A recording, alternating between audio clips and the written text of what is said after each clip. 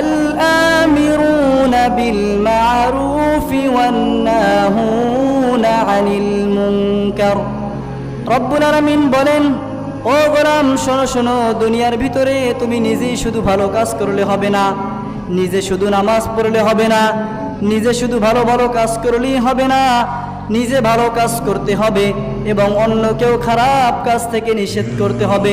ওয়ান্নাহুনা আনিল মুনকার, খারাপ কাজ থেকে মানুষকে নিষেধ করতে হবে। আমরা অনেকে নিজে মুসল্লি হই, সন্তানটা মুসল্লি হয় না, নিজে মুসল্লি হই, আমার নাতিটা সে মুসল্লি হয় না। এরকম আপনি নিজে নামাজ পড়েন, আপনার স্ত্রী ঘরে নামাজ পড়ে না, এরকম শুধু নিজে নামাজ পড়লেই হবে না।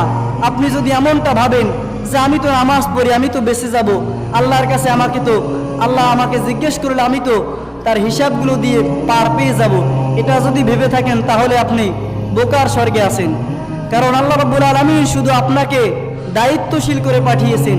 আল্লাহ রাব্বুল আলামিন আপনার সমস্ত বিষয় আল্লাহ রাব্বুল আলামিন হিসাব নেবেন। আর আপনি নিজে নামাজ পড়লেই হবে না, সমাজের ভিতরে অন্যায় দেখলে, সমাজের ভিতরে কোনো খারাপ কাজ দেখলে এটাকে বাধা দেওয়াটা আপনার দায়িত্ব।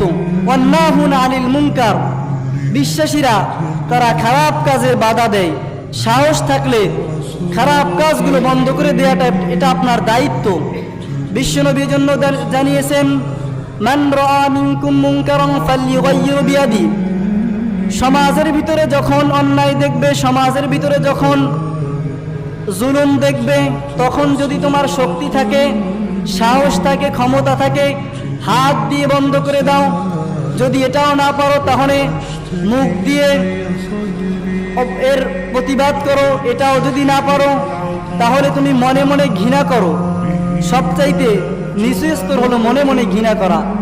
আর আমাদের কাছে এখন এই প্রতিবাদ করাটা এটাই সবচেয়ে বড় বিষয় হয়ে দাঁড়িয়েছে। আমরা এখন অন্যায় দেখলে প্রতিবাদ করি না, অন্যায় দেখলে মুখ বন্ধ করে হেঁটে যাই। বিশ্বনবী বলেন, যারা অন্যায় দেখে চুপ করে হেঁটে যায় এগুলো হলো বোবা শয়তান। কারণ আল্লাহ আপনাকে ক্ষমতা দিয়েছে, আল্লাহ আপনাকে সাহস দিয়েছে। আর সমাজের অসঙ্গতি, সমাজের অন্যায়ের বিরুদ্ধে কথা না বললে আল্লাহ রাব্বুল আলামিন আপনাকেও পাকড়াও করবেন।